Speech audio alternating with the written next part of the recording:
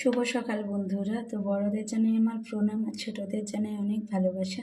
আজকে আমি আমার ভিডিওর মাধ্যমে আমার সংসার টুকিটাকি কাজ শেয়ার করব। তো ঘরটার আমি পরিষ্কার করে নিলাম। তো আমি স্নান ধান করা কমপ্লিট, তো রান্নাটা করে নেব। রান্নায় ছিল চিকেন। তো আমি আজকে একটু রান্নাবান্না কমপ্লিট হয়ে গেলে মার সঙ্গে দেখা করতে যাব।